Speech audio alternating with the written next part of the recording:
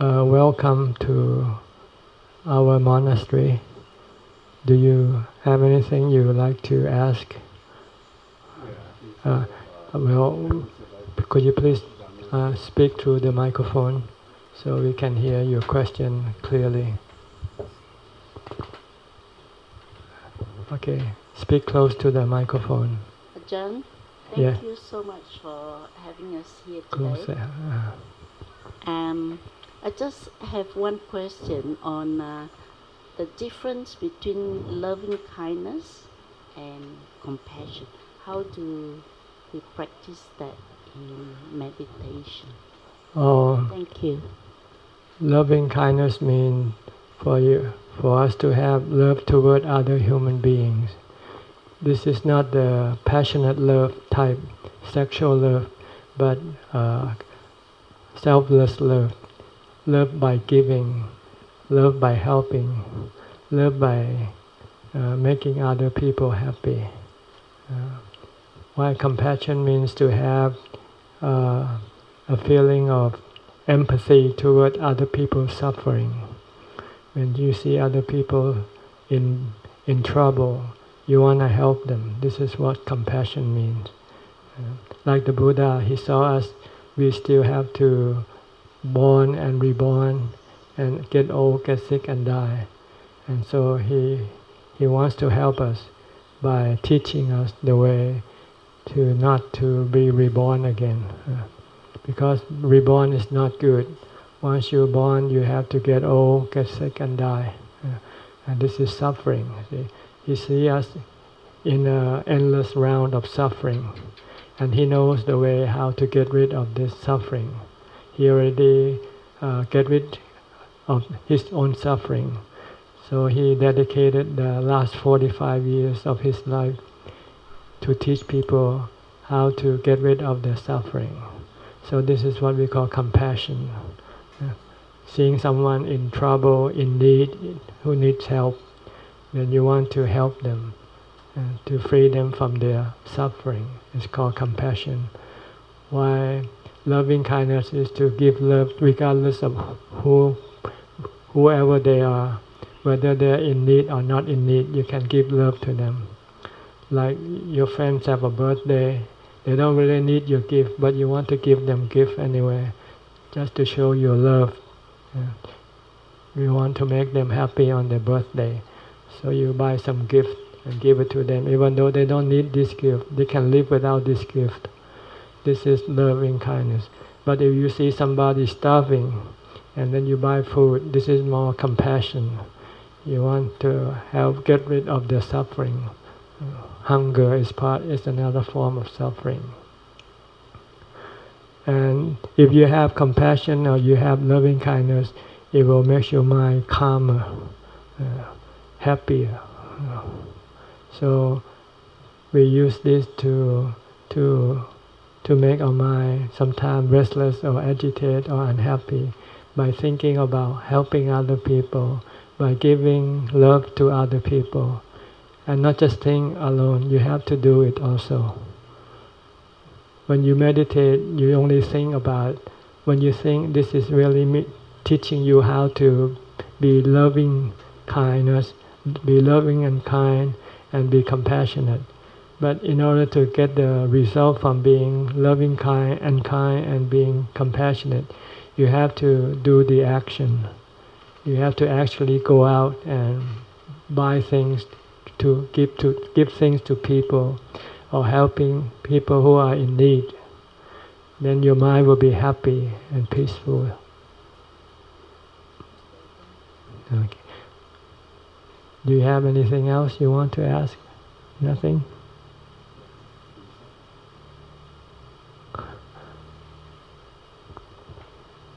Ajahn, sometimes we have some gut feelings inside us. Should we listen to it? And how do we tell whether it's a gut feel or it is an imagination? Well, feeling have three types of feeling: good feeling, bad feeling, and neutral feelings. If you have good feeling, then you should encourage it.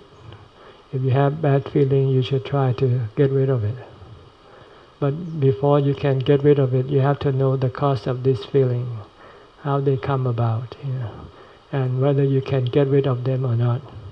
Because there are feelings that are physical based and there are feelings that are mental based, mental originated and physical originated. A bad feeling that is physical originated is like when you're sick. When you feel sick, you're sick, what can you do? How to get rid of it? Sometimes you can get rid of it, sometimes you cannot. If you can get rid of it, then you do it. But if you cannot get rid of it, then you have to accept it. Because if you don't accept it, you are creating another bad feeling created by your mind. Sometimes you want to get well, but you don't get well, so you feel worse. But if you accept that it's not going to get well now and you have to live with it, and if you can do it, then you don't create another bad feeling that arises from the mind. So these are the kind of feelings that you have in your daily life. You come across this feeling. They come from two places, from the body and from the mind. The bad feeling not from the mind you can get rid of if you know how to accept the physical feelings. If you can control your mind, then you can get rid of the mental feeling. Most of your bad feeling arises from your cravings or your desire. Your desire to get something, and when you cannot get what you want, you feel bad. So in order not to feel bad is to change your mind. Okay, I want this and I cannot get it, so you change your mind. I don't want it anymore. When you don't want it anymore, then you don't feel bad. Okay. So your mental feeling you can get rid of if you know what is the cause of that feeling. Usually they are your desire to have something or not to have something. When you cannot get what you want, you feel bad. So when you feel bad, then you should stop your desire and accept that you cannot get it. Then you can stop that bad feeling. Like when you get sick and you cannot get it to get well right away, then you just have to accept it, that it might take a few days to get well. Right now you just have to live with it. And when you can accept that, then your bad feeling that arises from your mind will disappear, and you can be happy with your sickness. The Buddha and his noble disciple, they are always happy, regardless of how the body feels, because they can control, they can get rid of the bad feelings that arises from their cravings or their desires. So the Buddha had no bad feeling in the mind, but he still have to experience the bad feeling of the body, like everybody else. But for us, we usually experience both of them at the same time. When we are sick, we are also sick in the mind. We are not happy in the mind also. So if you practice Buddhism, you will learn how to get rid of your mental sickness, your mental unhappiness, your bad feelings of the mind, by accepting the reality of the body. Sometimes the body is well, sometimes the body is sick. Sometimes you have to get old, sometimes you have to die. If you can accept the reality of the body, then you will not create any bad feelings in your mind. But if you cannot accept, because you have the desire not to get old, get sick or die, then you will have to be unhappy both physically and mentally. So this is what you'll get from studying the Dhamma teaching of the Buddha and practice following his teaching. You will be able to get rid of all your mental bad feelings, and you can accept the bad feeling of the body. And whether you get old, you're sick, or you die, you will not be disturbed. You will always remain peaceful and calm and happy. Okay? Alright. Anything else?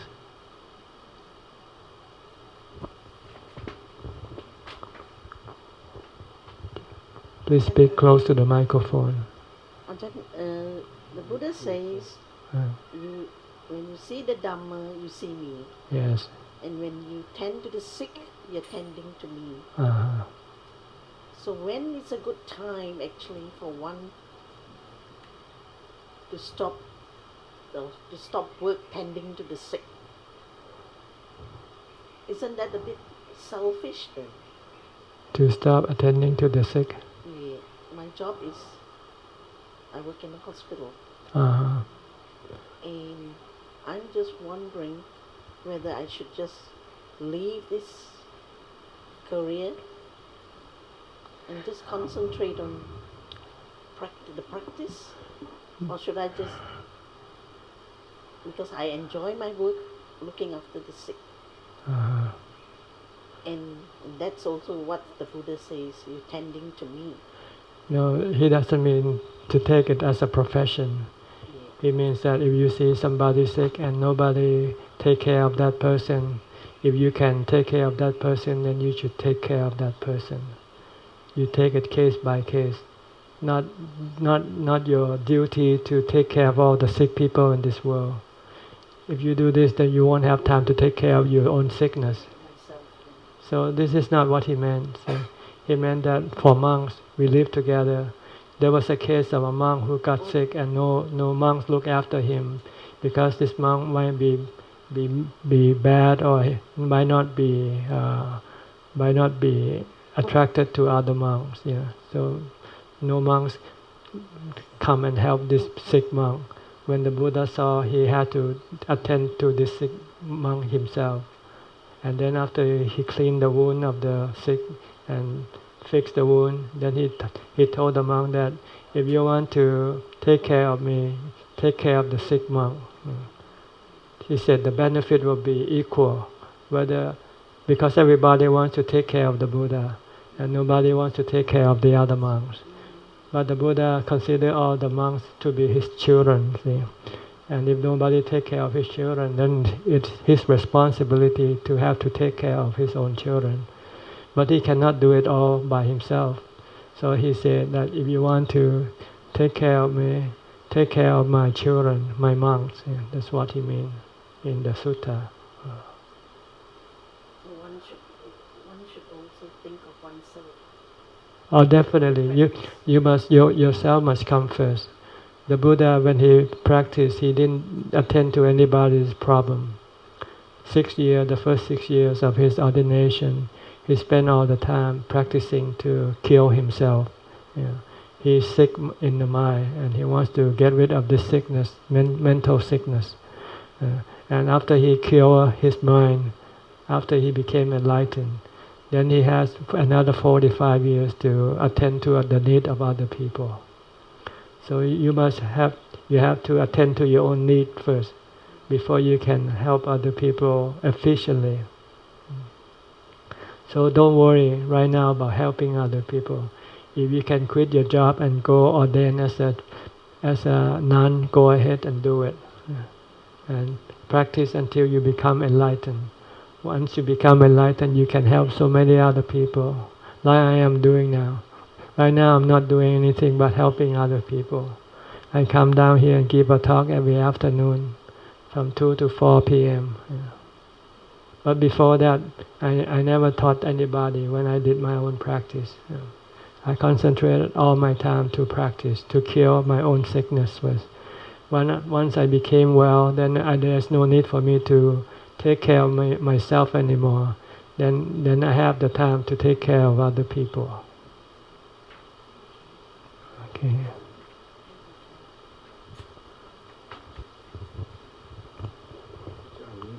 How do we convert book knowledge of Dhamma to Dhamma of the heart? By practice. The knowledge, like the Buddha said, give dana. Then you have to give dana. Because when you give dana, you create compassion, you create loving kindness inside the heart. Yeah. Keep the sila, then you keep making the mind pure by not hurting other human beings. And also protect your own mind from having to pay for the consequence of your bad karma. So you have to practice. First you study. Once you study, then you apply it in your practice. The Buddha taught the 3 steps of practice: dana, sila, and bhavana. Dana is to share what you have, what you don't need to keep, the extra money or things that you have. Rather than keep it, better to give it away. Help people, those who are in need, like monks or poor people. And keep the sila, keep the precept, in order to protect yourself from hurting yourself. Because if you go hurt other people, you will be punished eventually, sooner or later. But if you don't hurt other people, then you don't have to be punished. And you won't feel bad either. When you hurt other people, you feel bad. If you don't hurt other people, you won't feel bad. And the thirdly is to purify the mind by bhavana. Bhavana is meditation. The 2 levels of meditation. The first level to calm your mind, to make your mind happy. Once your mind is calm and happy, then you go to the second level to teach your mind, to find out what makes your mind unhappy and get rid of that. And what makes your mind unhappy is your cravings, your desire, your 3 desire. Desire for sensual gratification, desire to be something or somebody, and desire not to be something or somebody. Whenever you have these 3 types of desire, it will make you unhappy. So if you have the happiness that you have created by calming your mind, then you will have the alternative way of making yourself happy. So instead of making yourself happy by doing what your desire asks to you, you say it's better just to go to meditate and make yourself calm. This way you will always be happy, because the happiness that you get from doing what your desire asks you to do will be brief. Once you get it, it will be gone. It will leave you empty-handed, and will make you have to have more and more. And when you cannot get what you want, then you become unhappy. So you have to see this is the cause of your unhappiness. It's your desire.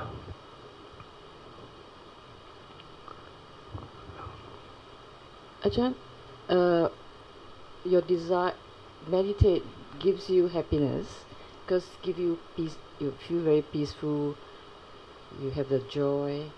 When you get addicted to that, how do you get out of it? You don't need to. It's good to be addicted to this type of happiness. You want to be addicted to it, so that you can get rid of all the other type of happiness. But it's only when you're when you meditate, you do have this type of happiness. Yes. And then after you come out from your meditation, you still have ripple of joys in your heart. How do you improve?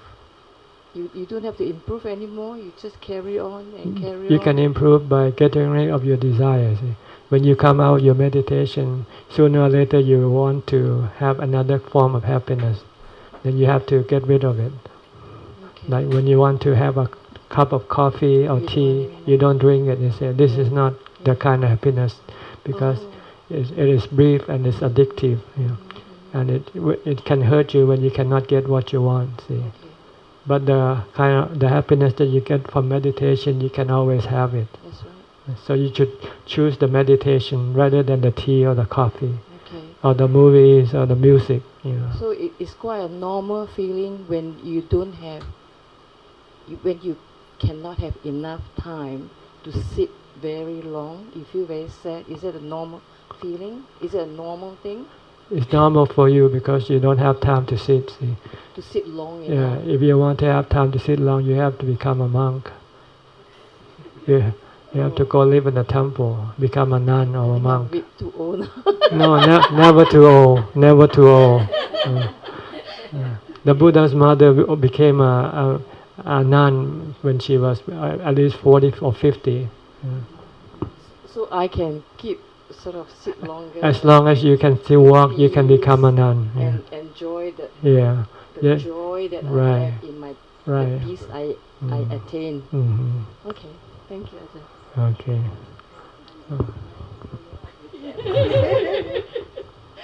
Ajahn, sometimes we sit and feel so calm, so nice. Just don't want to get out of it. So is that also another form of craving? No, desire? no, it's not. It's not the desire not to do anything is not desire. See, you have no desire to do anything. Yeah. You're just happy being where you are. So this is not desire. This is natural. See. Okay. Yeah. So it's nothing wrong. To be with calm this. and peaceful is the natural way of living.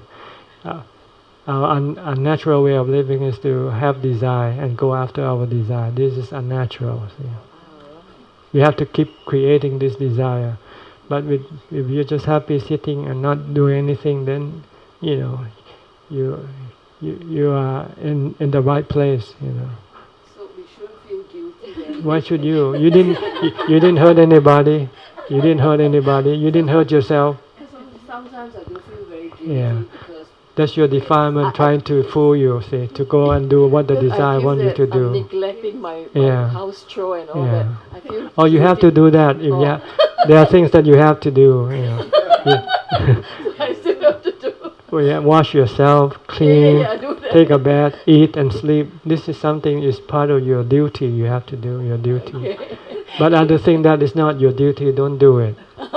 Like have a husband or have a wife. This is not your duty. Oh. Have children, have money. This is not your duty. Okay, good. So I don't feel guilty. Okay. Thank you.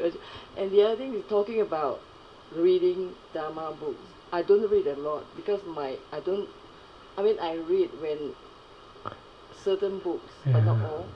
So when someone, like for me, I just meditate. Can I get wisdom?